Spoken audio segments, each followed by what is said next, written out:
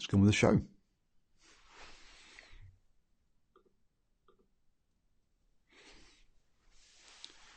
Hello and welcome to post-match reaction to the Crusaders versus the Lions.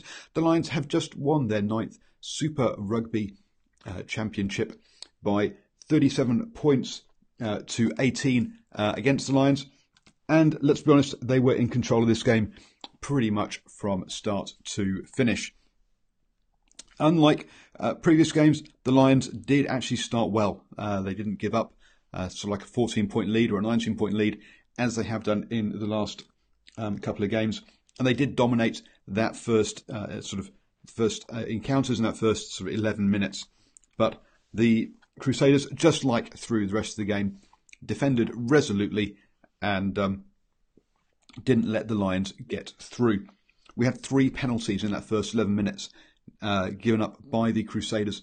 And if you remember, last weekend, they gave up 5 penalties all game. So clearly, they were under pressure in this game. But as we'll get on to, they just like all New Zealand sides, they're happy. They will be happier to give up 3 and a penalty than they would to give up a try. And when we get to the yellow card in the second half, we'll have a talk about that.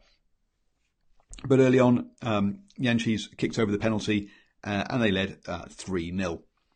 The Crusaders, though, Crusaders hadn't seen a ball pretty much for that entire 11 minutes. But what happened was they kicked off, camped in the Lions half for a couple of minutes, and then the Lions give up a penalty, and hey presto, the Crusaders go and kick over 3 and even things up. And we could tell that this was a final because, let's be honest, the decision-making of the Crusaders had changed. During all the rest of the season, they'd have kicked the corner. They wouldn't have taken 3, but they took 3 to even things up. It showed they were taking this. This very much was finals footy that we were watching. The Lions then did try taking a quick. Well, Bridge went close, and the Lions did try to take a quick line out of their own end, which was, and they got away with that, but. Eventually, the pressure told again, and Manavalu bashed over a player and went over in the corner. And Richard Mwanga was perfect with a boot tonight. 4 conversions and 3 penalties, all going over. So suddenly, even though the Lions had basically been dominating that first opening 20 minutes, they found themselves 10-3 down. In this game, the Lions, during this period, the Lions really were playing mainly with ball in hand. There were some kicks, but those kicks were little chips through or cross-field kicks. So even though the stats will tell us that the Lions kicked 22 times from hand, that included at least 3 or 4 cross-field kicks and a couple of jinks through as well. So the Lions, on the whole, did actually in that initial period were we're basically holding onto the ball and playing through it. The Crusaders, as I say, had been giving up more penalties than they had been. One of the things I said in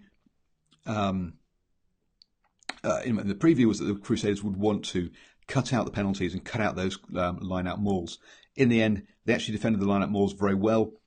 There are definitely some complaints on Twitter from South Africa, people saying that they were driving too early. But you play to the limit that the referee lets you. And if the referee, if you can get a push in while the guy's feet are still a centimetre or 2 above the ground, and the referee lets you get away with it, then you're going to do it. That's both sides of this. This is not just a cynical Kiwi thing. All teams will see where the line is that the referee is going to do. The Witch King does mention there in the live chat that the Lions and Chris that were dominant in possession and territory, and especially in that first half. 63% of possession, 70% of the territory, but finding themselves at 10-3 down. Then, for some reason, the Lions switched the tactics and tried to do a bit of kicking, and that really did not pay off.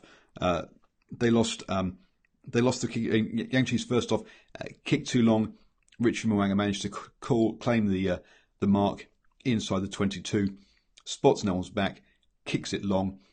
Yanchis runs back, picks up the ball, takes it into his own dead ball area and puts it down. He thinks it's already gone in, but the referee tells him there's a rule change and that's not how it was. So suddenly the Lions went from having line-out mauls on the 5 metre line to having a 5 metre scrum on their own line. And at the end, there was a scrum that turned into a penalty, and obviously, the Crusaders playing finals footy knocks over the 3 points. 2 minutes later, Yankees puts up another kick. Richie Mo'unga claims it. It's fairly in the middle of the park. There wasn't a good enough kick chase. I think Laumape was the only person that was kind of near him. Lost out in the jump. Richie Mo'unga breaks, and suddenly the Crusaders go over under the posts, and they go from 10-3 up, and in 2 minutes, in a space of 2 minutes, suddenly it's 20 points to 3. And this is when the Crusaders were having about 20 to 30% of possession and territory. They were just being clinical, but the tackling was also spot on. It dropped down to 86% by the end of the game, but it was in the 90s in that first half was their tackling. And the Lions really just could not breach the line. That first half, the turnovers conceded was 2 for the Crusaders to 9 versus the Lions. So the Lions were, obviously, with all that one more extra possession, were, funny enough, turning it over. The Lions did manage to get themselves a penalty back just before half-time, so it was 20 points to 6. But we had a half where they dominated possession, they dominated territory, and they'd not broken through that Crusaders defence. Whereas the Crusaders had a couple of opportunities and they took them. And that was really the big difference of that half. The Lions tackling was down in the 70s and it maintained at that level the whole way through the game. And also you can have a look at, if we look at some of the other stats that kind of tell you this. I mean, turnovers end up being 7-13, which showed that so in the second half, it was 5 turnovers to the Crusaders to 4 from the Lions. So they've definitely improved that side of things in the second half.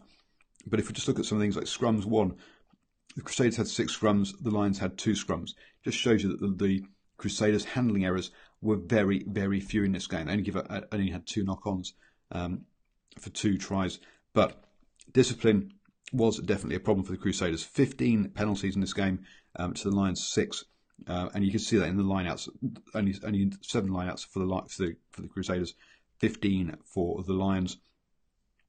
But the Lions just could not get that line-out drive working from the maul. Into the I'm sorry, I can't remember if this was the first or the second half, but the Yankees went just short around half-time, very nearly scored a try. The Lions then went for the scrum. It was under penalty advantage. The Lions went for the scrum, but then it was a messy scrum and they gave up the penalty. And there was too many of those sort of situations where the Lions had the opportunity to score, but they weren't coming over the points. Classic sort of Crusaders play for this season. They did, though, eventually power over. Brink bounced up, or went round Todd. No one else was near him, and he got over soon afterwards. So they pulled it back to 23-13. We saw quite a lot of these crossfield kicks I was talking about. They weren't really coming off, but at least they were trying different things. They were mixing things up quite a lot. Were the Lions. There was one missed penalty because Combrink missed one from a long way out. He missed it by miles, and they went there. And that was another situation where they'd gone from being in the Crusaders half, having a penalty.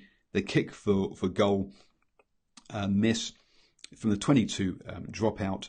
The Lions knock it backwards under competition from the Crusaders players. Tumanavalu is the hungriest player, grabs it, and the Crusaders go all the way down and score another. And Drummond goes under the posts. So again, under pressure, positioned to give up points, and suddenly just march all the way down the field and score points themselves. And that took it to 30-13 on 61 minutes. And at that point, I tweeted out saying that was it, game over. I very nearly had to eat my words because Combrink went close. The whole bunch of phases, they still couldn't get over. But Crotty eventually got himself on the wrong side of the ruck, cynically killing the ball, and got yellow carded. Straight from there, Marks managed to bash himself over, and slipping over again, because on the first conversion, he actually slipped over. This time he slipped over and missed. That closed up to 30-18.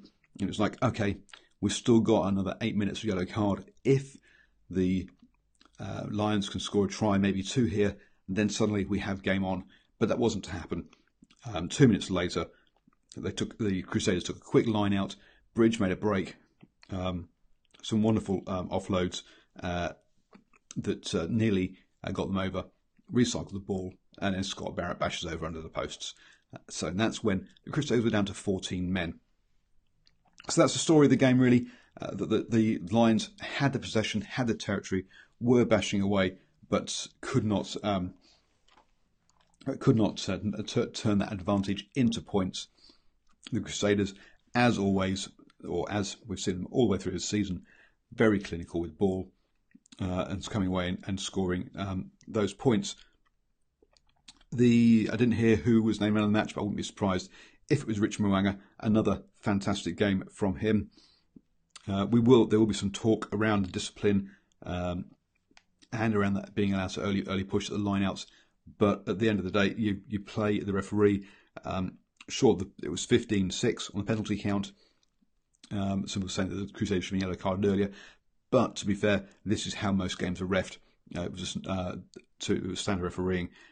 If we're talking about yellow cards being earlier, then it should be across all games. It was no different in this game than we've seen all season. Quite a few kicks in the end, 17 by the Crusaders, 22 by the Lions. It didn't feel like that in the game. There was a lot of possession, a lot of holding on to it and playing through phases. We've talked about the turnovers and the possession and territory side of things. Clean breaks, again, fairly even. And one of the things that came up during the week on Twitter was everyone saying how there was talk about how the Crusaders' defence was so much better than the Lions, and someone came out and said, look, their tackling stats are the same.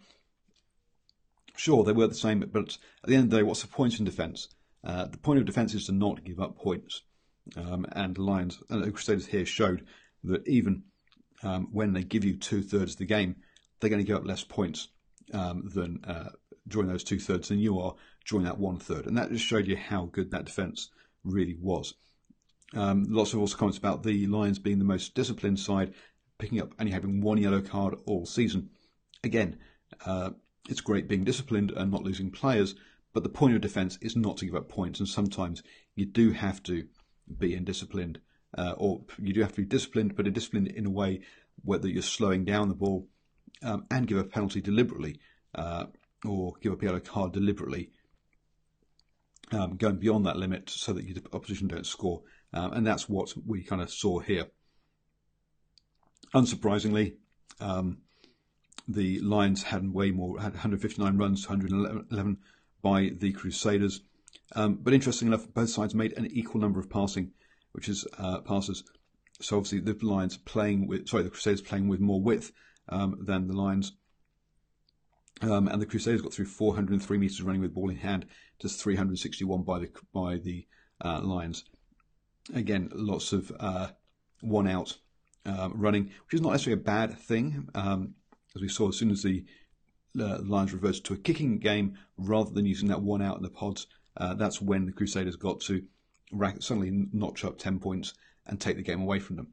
So that low number of metres per run isn't necessarily a bad thing if you retain possession, which on the whole the Lions were doing pretty well, even if they weren't getting much gain line success. So let's look through some of the individual player stats. On the attacking front, Bridge topped the meters run chart. He had a pretty quiet game apart from that one break where he went close early and then he had that break that led to a try.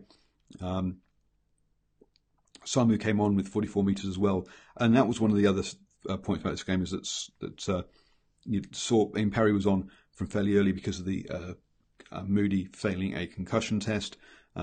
Luke Romano, Samu, Drummond all came on and played big parts in this game and played very well. The number of runs, and again, one of the stats we saw from the semi-final with the Hurricanes was how evenly the attacking workload was across the Crusaders' backs. So you got Havali like 5 runs, 15 metres. 6 runs. Tamanavalu 7 runs, but 48 metres. Goodhue 5 runs. Crotty 6 runs. Bridge 6 runs.